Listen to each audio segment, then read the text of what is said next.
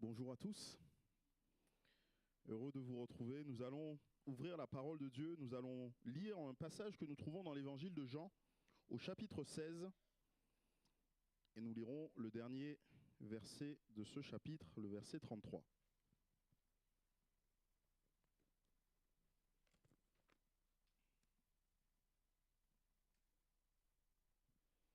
Vous le savez, l'évangile de Jean est un peu différent des autres évangiles que nous trouvons dans la parole de Dieu, des autres évangiles qu'on appelle synoptiques. Et l'évangile de Jean a cela de particulier que la plus grande partie de l'évangile, à partir du verset 13 jusqu'à la fin, concerne et a pour but de nous parler de ce temps où Jésus est seul avec ses disciples, ce temps où il va vivre la passion. Et alors qu'il leur a parlé, qu'il leur a dit beaucoup de choses, qu'il leur a enseigné beaucoup de choses, on arrive à la fin de ces moments où Jésus va s'en aller. Hein, au chapitre 17, il va être question de la prière sacerdotale et ensuite on va se retrouver avec Jésus qui part au jardin de Gethsémanée. Et juste avant cela, voilà ce qu'il dit à ses disciples.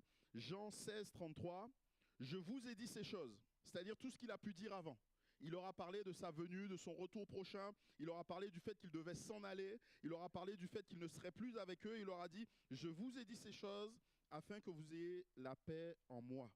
Vous aurez des tribulations dans ce monde, mais prenez courage, j'ai vaincu le monde. Vous aurez des tribulations dans ce monde, mais prenez courage, j'ai vaincu le monde. Je ne sais pas comment vous lisez ces versets, ce que ça vous inspire, ce que vous en comprenez, mais bien souvent lorsque nous lisons cela, nous nous disons qu'un jour il y aura des tribulations. Nous nous disons qu'un jour il y aura des moments où les chrétiens connaîtront des temps difficiles parce que effectivement c'est ce que Jésus nous a dit. Nous savons que le retour du Seigneur Jésus sera accompagné de persécutions qui seront accrues et qui vont être et aller crescendo. Mais on se dit souvent aussi, grâce à Dieu, ce n'est pas encore le moment pour nous. On se dit encore, merci Seigneur, tu ne le permets pas encore. Mais quand nous faisons cela, nous sommes en train de regarder par notre fenêtre et de dire et de penser que tout le monde vit exactement la même chose que nous. On est en train de considérer que ce que nous vivons, la réalité que nous vivons, est la même pour tout le monde et tous les peuples sur la terre. Mais bien aimés, on estime aujourd'hui que sur la terre, il y a à peu près 600 millions de chrétiens évangéliques. Sur ces 600 millions de chrétiens évangéliques, un tiers, c'est-à-dire 200 millions, vivent dans un pays développé ou dans un pays occidental. Et nous en avons 400 millions qui vivent dans des pays qui sont un peu plus, dans des situations un peu plus complexes que les nôtres.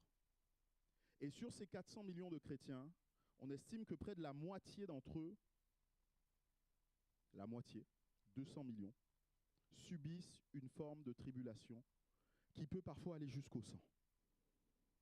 Et nous, quand nous lisons ce passage, nous disons, on n'y est pas encore, le temps n'est pas encore venu. Mais eux, quand ils lisent ce passage, ils ne sont pas en train de se dire que le Seigneur Jésus va tarder et qu'il ne va pas revenir tout de suite. Pour eux, le Seigneur est proche. Pour eux, ce sont les signes qui annoncent le retour du Seigneur et eux, ils s'y préparent. Et eux, ils se disent, le Seigneur va arriver, le Seigneur est à la porte, il faut que je sois prêt quand il va arriver. Qu'en est-il de nous? Est-ce que parce qu'on se dit que le temps est encore loin, on a le temps de se mettre en place, on a le temps de régler les choses? Bien-aimés, vous aurez des tribulations dans ce monde. Prenez courage, j'ai vaincu ce monde. Pour ces chrétiens, ce verset est un verset de réconfort, n'est pas juste un verset de réconfort, est un verset abstrait. C'est le soutien, c'est le pilier de leur foi de tous les jours. Et ce matin, voilà de quoi je voudrais nous entretenir sur cette réalité en regardant aussi à nos frères et sœurs de l'Église persécutés. Ils ont des choses à nous enseigner. Et pendant ce mois, notre famille d'église, les Assemblées de Dieu, vous le savez, nous sommes une famille d'église, des Assemblées de Dieu. Et au cours de ce mois de novembre, on veut penser à l'Église persécutée. Notamment parce que nous avons un organisme qui permet de travailler et de soutenir ces personnes. Et tout à l'heure, je vous donnerai quelques témoignages qui nous viennent du terrain directement de ces personnes au travers de l'action missionnaire. Ou, pardon, de l'action évangélique de Pentecôte. L'action missionnaire, c'est un autre organisme. Et on veut en fait encore en ce temps nous souvenir de nos bien-aimés, mais surtout nous souvenir de l'action que Jésus fait.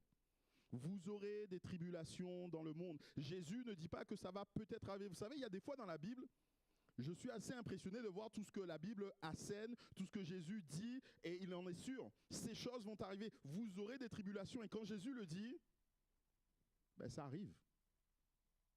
Il n'y a pas de doute. Ce n'est pas quelque chose qui arrivera peut-être. C'est quelque chose de certain. Vous aurez des tribulations. Mais quand Jésus est en train de dire ça, il n'est pas en train de nous affoler. Il ne veut pas nous affoler. Mais il veut que nous sachions ce qui va arriver. J'aime beaucoup ce temps où Paul a finalement pris le temps de se convertir, de se tourner vers Dieu. Et là, il est en train de prier. Vous savez, il était devenu aveugle. Et Dieu est en train de parler à Ananias. Ce Saint-Esprit révèle à Ananias, il faut que tu ailles prier pour Paul. Je lui montrerai ce qu'il doit souffrir pour moi. Nous, en général, quand on veut embaucher quelqu'un, quand on veut que quelqu'un vienne nous rejoigne dans une affaire, on lui montre les bonnes choses. On lui dit, voilà ce que tu pourras gagner, voilà ce que tu en retireras. Mais là, avec le Seigneur Jésus, c'est souvent très clair. Suis-moi, porte ta croix, meurs à toi-même.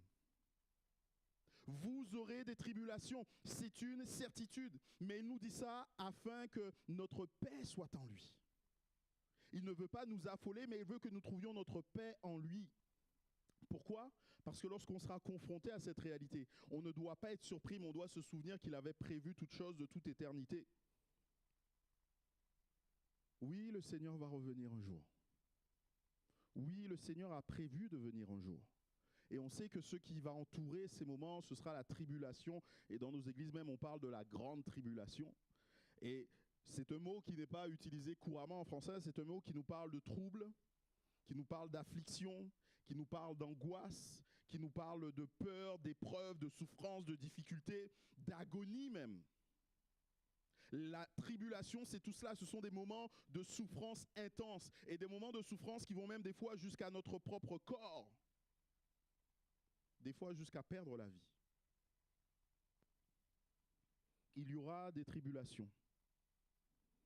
Mais comprenez bien, bien-aimés, que lorsque nous disons cela, nous devons réaliser que certains sont déjà en train de vivre les tribulations. On ne devrait pas dire « il y aura », mais il y a des tribulations. Des chrétiens de par le monde, des bien-aimés, des frères et sœurs, des fois même de la même famille d'église que nous, vivent la persécution et de manière très prononcée. Et quand je parle de persécution, je ne parle pas du fait qu'on leur ait refusé une salle pour tenir une réunion publique. Quand je parle de persécution, je ne parle pas du fait que l'État passe des lois qui soient laïques, mais qui autorisent à chacun de continuer à croire et à vivre comme ils le veulent. Je parle de persécutions qui sont bien plus graves que cela. Des persécutions qui vont qui vont porter atteinte à notre propre vie, à notre santé. Des persécutions qui vont empêcher à certains de pouvoir occuper des postes, de pouvoir avoir un travail. Des persécutions qui empêchent certains de pouvoir tout simplement vivre normalement. Parce que le Seigneur s'approche, on ne doit pas s'étonner de cela. Et on ne doit pas penser que ces choses n'arriveront pas. Oui, le Seigneur est celui qui nous a promis de nous accompagner. Il nous a dit, ne craignez pas. Et souvent, vous avez pu l'entendre dire dans certaines prédications dans la Bible, on trouve 365 fois « ne crains pas ». Un par jour, c'est vrai. Mais si on en trouve un par jour, c'est peut-être parce qu'il y a autant de jours où on aurait la possibilité de s'inquiéter. Parce qu'il y a des choses, des réalités qui sont là. Et d'ailleurs, la Bible ne les cache pas. Voilà ce que nous dit Paul. Bien plus, nous nous glorifions même dans les afflictions. Les afflictions, les tribulations, les persécutions. Nous nous glorifions de ces choses, sachant que l'affliction produit la persévérance, la victoire dans l'épreuve, et cette victoire, l'espérance. Or, l'espérance ne trompe point, parce que l'amour de Dieu est répandu dans nos cœurs par le Saint-Esprit qui nous a été donné, Romains 3, verset 5. Oui, nous nous glorifions dans ces choses. Pourquoi? Parce que nous savons quelle en est la finalité, nous savons quel en est le but, nous savons comment Dieu va utiliser ces choses pour nous aider à grandir et être à sa ressemblance. Ailleurs, toujours dans le livre de Romains, Paul nous dira, mais qui nous séparera de l'amour de Christ? Sera-ce la tribulation? Ou l'angoisse, ou la persécution, ou la faim, ou la nudité, ou le péril, ou l'épée? Selon qu'il est écrit, c'est à cause de toi qu'on nous met à mort tout le jour, qu'on nous regarde comme des brebis destinées à la boucherie. Mais dans toutes ces choses, nous sommes plus que vainqueurs par celui qui nous a aimés. Qui nous séparera de l'amour de Christ? Des fois, on pourrait être amené, nous, on est dans un certain confort, personne ne vient nous menacer parce que nous croyons en Dieu, parce que nous prions, parce que nous l'aimons, parce que nous nous rassemblons. Mais ce n'est pas le cas pour tous. Et la question c'est, qui nous séparera de l'amour de Christ? Et j'aime beaucoup relire ce verset dans sa globalité, parce qu'il y a des fois où on pourrait sauter des passages de la Bible. Mais verset 36, il nous est bien dit, selon qu'il est écrit, c'est à cause de toi qu'on nous met à mort tous les jours, qu'on nous regarde comme des brebis destinées à la boucherie. On pourrait sauter ce passage parce que nous, ça ne nous concerne pas. Et nous, on va vite aller, mais nous sommes plus que vainqueurs en toutes ces choses. Alléluia, merci Seigneur. Mais on ne peut pas oublier ce que la parole nous dit et ce qu'elle nous enseigne. Actuellement, des frères et des sœurs ont eu beaucoup de difficultés. Et depuis le début de l'année, on a un correspondant en Inde, qui est le pasteur Sam Maloney, qui nous a fait part de sévices et de persécutions qu'ils ont connues en particulier. Et juste, on vous passe une petite vidéo où c'est lui-même qui nous parle. Alors, notre frère est indien, sa langue natale n'est pas le français, mais il fait un grand effort pour nous parler en français. Tendez l'oreille et on va écouter ce qu'il nous dit. Salut chers amis, je voudrais remercier Aide Église persécutée et toutes les églises assemblées de Dieu en France pour le soutien, les prières, les derniers 24 ans. Le dernier 10 mois, les attaques contre les chrétiens et les églises est multiplié plusieurs fois. Il y avait environ chaque mois 12 ans plus attaques contre les chrétiens, contre les églises. Ils ont brûlé notre église, ils ont battu et emprisonné des pasteurs à cause des évangiles. Ils ont fait la loi anti-conversion très sévère. 20 ans de prison pour prêcher l'évangile. Les rassemblements des domiciles sont interdits dans notre région et plus de 32 fois j'ai été interrogé, convaincu par l'interrogation. En janvier, un jeune prédicateur, il s'appelle Venesh, rentré chez lui le soirée, il a été interpellé et violemment battu par les radicaux. Il a subi de multiples blessures à la tête, mais par la grâce de Dieu et votre soutien, il est toujours vivant, ils ont opéré dans la tête. Merci Seigneur, toujours ils servent le Seigneur. La bonne nouvelle, c'est que nous avons baptisé plus que 980 personnes dans les derniers 10 mois. Aujourd'hui, par la grâce de Dieu, on a à peu près 289 pasteurs avec 280 églises. Et je voudrais remercier Aide Église persécutée et tous les pasteurs pour votre soutien tous les mois. Aussi les prières, les achats de Bible pour nous. Que Dieu vous bénisse. Voilà un témoignage de notre frère Sam Maloney. Et j'espère que vous avez compris tout ce qu'il disait, mais il disait que notamment il y a maintenant une loi anti-conversion en Inde, il est dans l'état du Gujarat, dans l'état où il y a une loi anti-conversion qui est passible de 20 ans de prison. C'est-à-dire que lorsque on vous accuse d'avoir converti quelqu'un, vous êtes passible de 20 ans de prison. Les rassemblements de maisons, les églises de maisons sont passibles de 20 ans de prison. Cet homme qui a été vu, a été frappé, a été ramené à l'hôpital et est resté de longs mois en soins. Et en fait, ils vivent déjà la persécution. Ils vivent déjà la persécution. Et la question que je voudrais nous adresser ce matin, c'est comment est-ce que nous agissons face aux persécutions, aux tribulations que vivent nos frères et sœurs de par le monde? Est-ce qu'on se contente de dire merci Seigneur, tu nous préserves? Est-ce qu'on se contente de dire tant que c'est pas chez nous, on est tranquille, Seigneur, on va pouvoir refermer les yeux tranquillement, dormir tranquillement? Vous comprenez bien que ce serait irresponsable de notre part d'agir ainsi. Tout simplement parce que nous sommes un corps. Nous sommes un corps. Et nous ne sommes pas un corps simplement ceux qui sont rassemblés ici. Nous sommes un corps de par le monde entier. L'Église avec un grand E, même si ce n'est pas écrit comme ça dans la Bible, mais vous le comprenez, l'Église avec un grand E comprend tous les croyants du passé, les croyants du futur, les croyants qui sont en Inde, comme notre frère Sam Maloney, ici en France ou ailleurs dans le monde. Et Jésus viendra chercher son Église avec un grand E. On ne peut pas se détourner de nos bien-aimés. On ne peut pas être comme ces gens que Paul décrit à Timothée. Il dira, dans la fin des temps, les gens seront égoïstes, ils se détourneront des choses, ils auront l'amour de l'argent et ils ne voudront pas regarder aux choses qui sont saintes.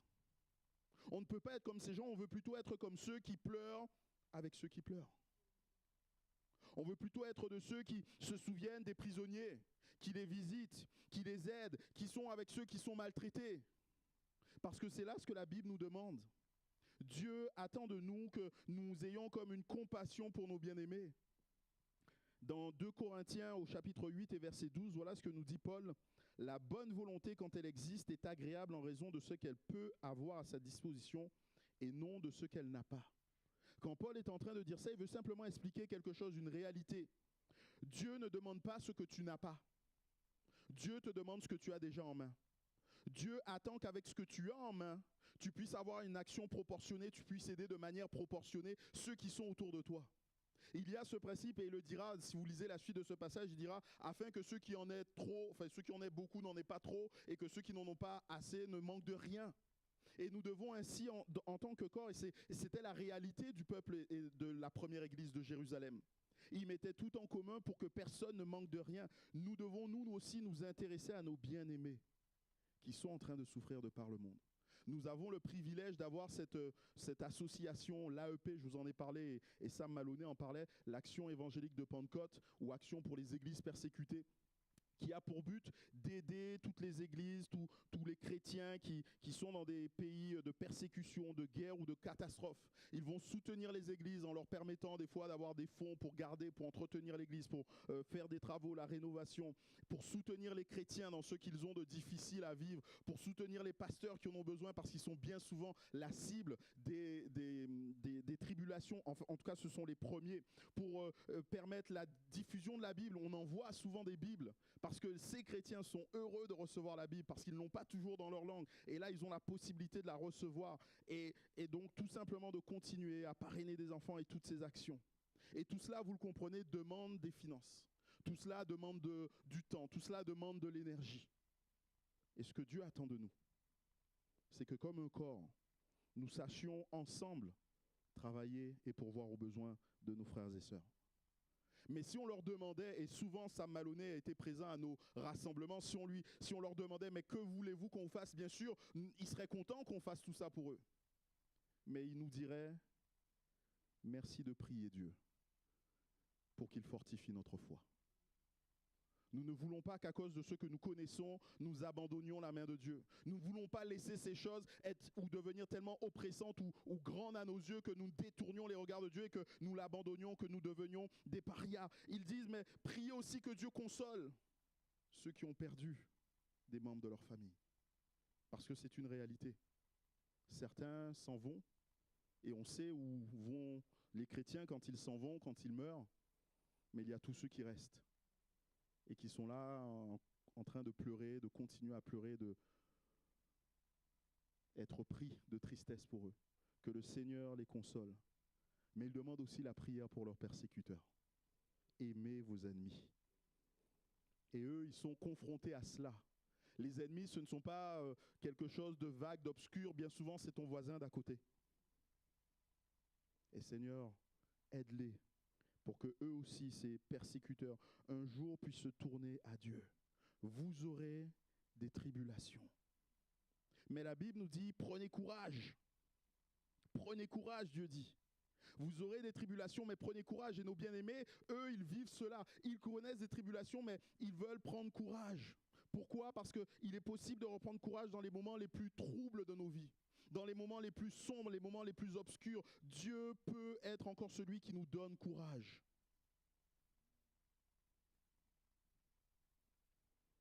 Parce que Dieu est présent.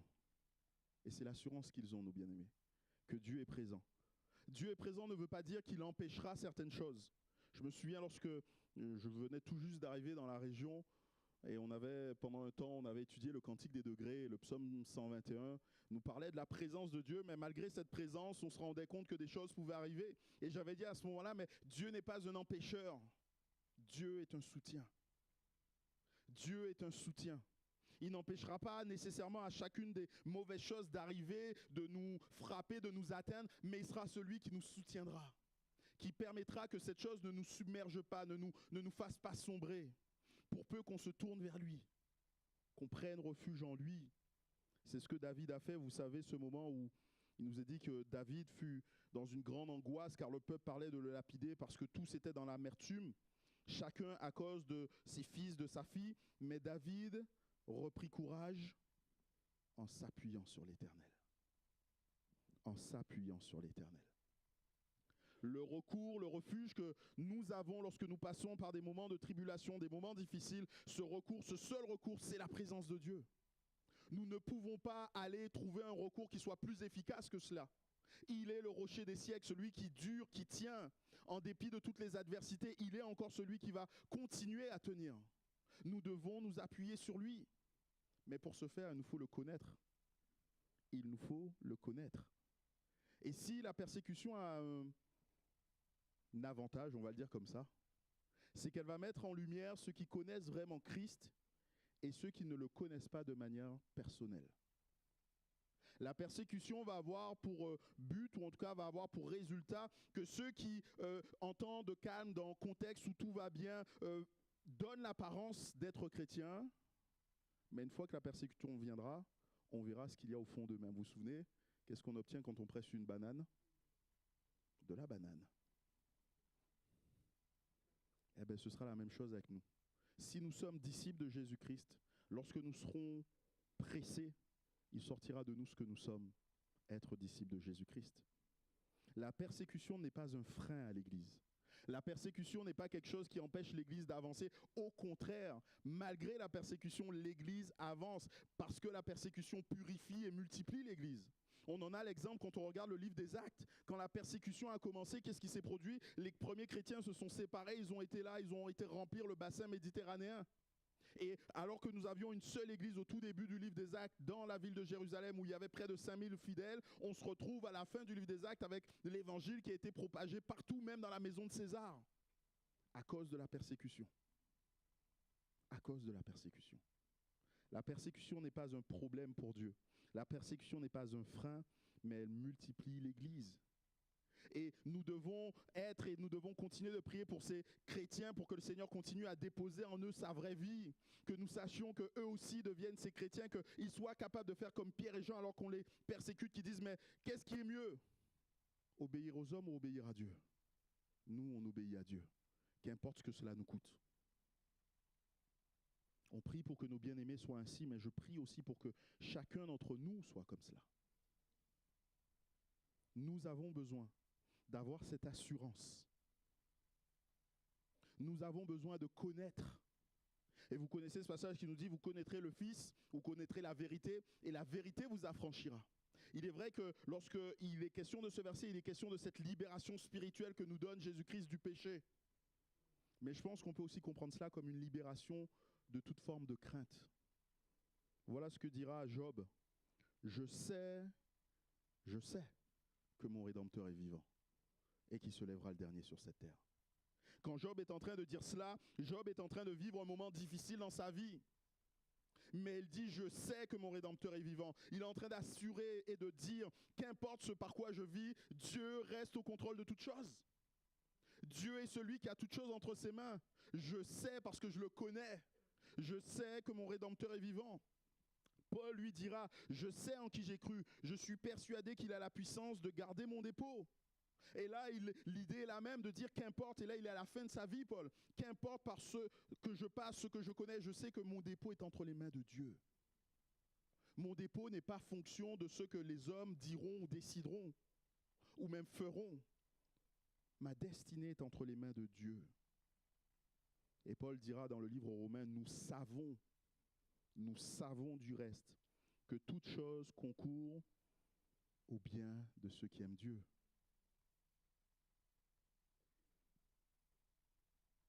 C'est facile à dire pour nous lorsque nous sommes ici, facile, rassemblés, on a le chauffage, la lumière, il n'y a pas de problème, on a un parking. Merci Seigneur. Mais c'est aussi la réalité pour ceux qui passent par la tribulation. Nous savons que toute chose concourt au bien de ceux qui aiment Dieu.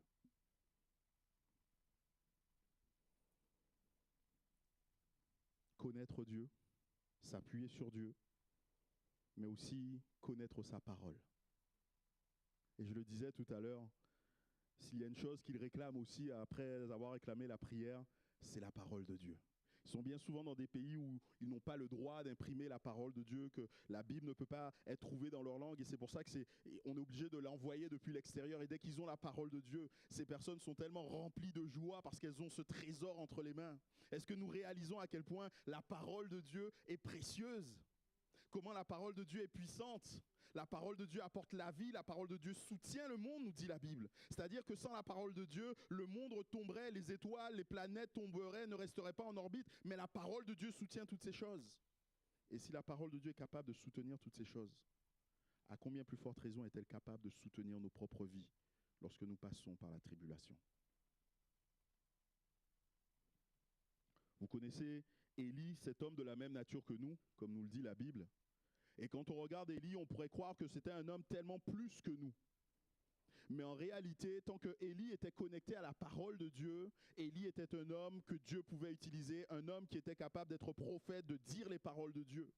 Mais à partir du moment où Élie était comme déconnecté de la parole de Dieu, à partir du moment où une parole a commencé à résonner plus fort dans son cœur que les paroles de Dieu, on voit ressortir le vrai tempérament d'Élie. Élie qui va se coucher au désert, Élie qui va pleurer, Élie qui va se lamenter, Élie qui va demander la mort. Et tant que les paroles de cette femme Jézabel résonnaient plus que les paroles de Dieu, il était dans cet état. Mais il a fallu un moment, un doux murmure, le murmure de fin silence, si on doit traduire littéralement. Il a fallu un doux murmure, le murmure de Dieu, qu'il entende à nouveau, la parole de Dieu. Et cette parole va comme réactiver quelque chose en lui et lui permettre encore de remarcher. Et alors qu'il avait fait déjà 40 jours, il lui dit, écoute, tu vas continuer à marcher dans le désert et tu vas continuer ton ministère. Parce qu'il y a eu la parole de Dieu qui est venue le soutenir. La parole de Dieu est un encouragement. La parole de Dieu est un encouragement à regarder aux choses qui sont invisibles. On ne peut plus et on ne va plus regarder à ces choses que nous connaissons, aux tribulations, aux difficultés, mais on va regarder à celui qui est au-dessus des tribulations. Je lève les yeux vers les montagnes, d'où me viendra le secours? Il me vient de l'Éternel, qui est au-dessus des montagnes, qui est au-dessus de mes difficultés, qui est même le créateur de ces choses. Et naturellement, la parole de Dieu va conduire dans la louange. Et je voudrais faire une parenthèse.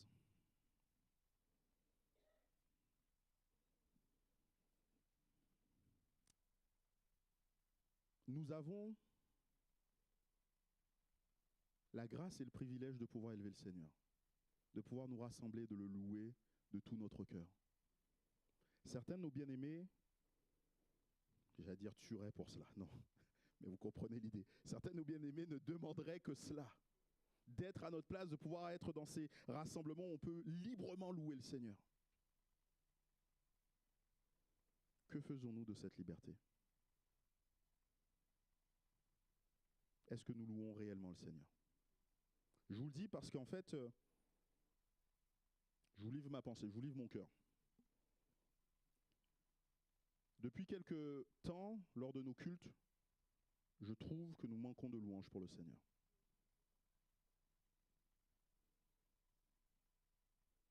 Depuis quelque temps, je trouve que nos cultes manquent de cette dimension d'adoration de Dieu.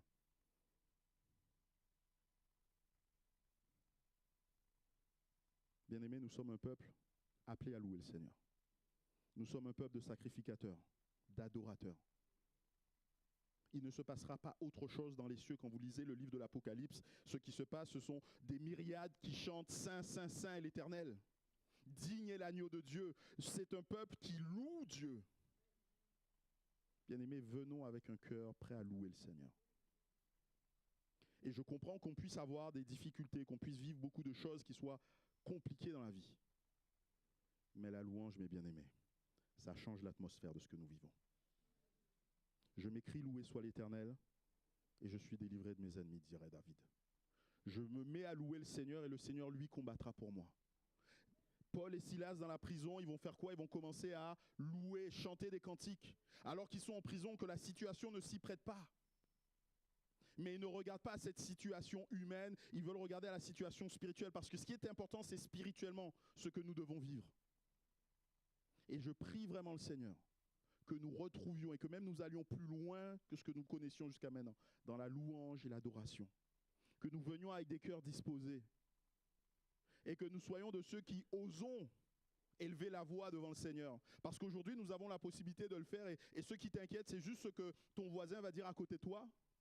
Demain, ce n'est pas ce qu'il va dire, c'est qu'il puisse te donner un coup de machette qui va t'inquiéter. Et même dans ces conditions, nos bien-aimés, eux, élèvent la voix. Même dans ces conditions, nos bien-aimés, eux, ils louent et glorifient le Seigneur. Alors pourquoi nous, on ne le ferait pas? Pourquoi nous, on n'adore pas le Seigneur comme comme on devrait le faire? Je referme la parenthèse. La louange et l'adoration. Sied à la maison de Dieu. Vous aurez des tribulations, mais prenez courage. Jésus finit en disant, j'ai vaincu le monde. J'ai vaincu le monde. Et cette phrase de Jésus m'a interpellé. Je me dis, comment est-ce que Jésus peut déjà dire, j'ai vaincu le monde? Nous savons que c'est à la croix qu'il a vaincu toute chose. Et à ce moment-là, il n'a pas encore vaincu. À ce moment-là, il n'est pas encore à la croix. Mais il parle comme si c'était déjà fait, il parle comme au passé, j'ai vaincu le monde. Pourquoi? Parce qu'avant même la fondation du monde, Dieu avait prévu la croix comme moyen de salut, comme moyen de délivrance, comme moyen de puissance de Dieu. J'ai vaincu le monde, ce n'est pas quelque chose qui est arrivé après coup, ce n'est pas juste un hasard, c'est quelque chose que Dieu avait prévu de tout temps. Il reste tout puissant. À la croix, Jésus a dépouillé les dominations, il a écrasé la puissance du péché, il a désarmé le diable, il a ouvert la porte et la voie du salut, il a triomphé pour toujours, il a vaincu la maladie et on pourrait continuer comme cela. Il a vaincu, il est vainqueur. Le diable et les démons sont défaits. Il a dépouillé les dominations, les autorités, les a livrées publiquement en spectacle, en triomphant d'elles par la croix. Et parce que nous sommes enfants de Dieu, nous sommes appelés à marcher dans son triomphe. Il nous invite, nous aussi, et il nous dit, mais ne craignez pas ces démons. Voici les signes et les miracles qui accompagneront ceux qui auront cru en mon nom. Ils imposeront les mains aux malades, les malades seront guéris. Ils chasseront des démons. Nous n'avons pas besoin de craindre. Nous sommes emportés dans son triomphe. Les plans et les manigances du diable, et des fois je suis confronté à certaines personnes qui ont tellement peur de ce que le diable est capable de faire, de ce que les démons sont capables de faire dans leur vie, comme s'ils étaient tout puissants. Mais Jésus a dit, tout pouvoir m'a été donné, sur le ciel et sur la terre, dans le ciel et sur la terre. Il a tout pouvoir, et les manigances, les projets, les plans du diable sont sans effet. Il a voulu à un moment donné, par la persécution, arrêter l'Église. Qu'est-ce qui se produit? L'Église grandit et croît. Il n'a aucun pouvoir. Le diable n'est qu'un ennemi qui gesticule, mais c'est un ennemi vaincu. C'est un ennemi qui gesticule pour emporter le maximum avec lui, mais c'est un ennemi vaincu. La victoire nous est assurée, la victoire est déjà donnée. J'ai vaincu le monde, dit Jésus.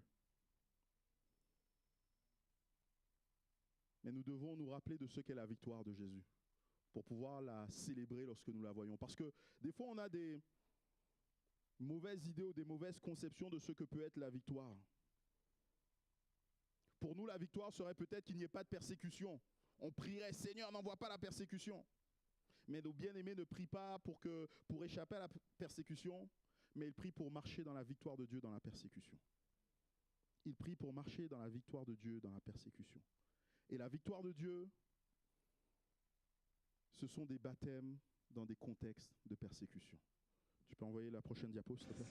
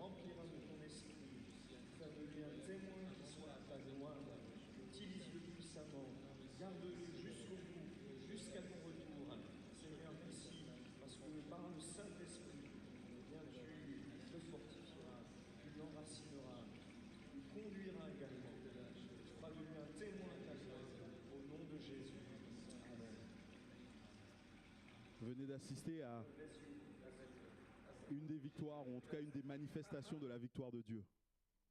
Des vies qui se donnent et qui se tournent à lui. Alors que ces personnes sont dans des contextes de persécution, ils choisissent de s'engager, ils choisissent de donner leur cœur tout entier à Jésus-Christ. Et l'Église tout entière prend à cœur le fait d'annoncer l'Évangile, de regarder à ce que Jésus nous a demandé. En dépit des risques, ils annoncent l'Évangile. Et nous, où en sommes-nous par rapport à cela? La victoire, ce sont aussi des disciples, des vies de disciples. Et ici, sur la gauche, vous avez donc une jeune femme qui s'appelle Narges, qui est une femme iranienne, une jeune femme iranienne qui a déjà fait 2 peines de prison en Iran à cause de sa foi.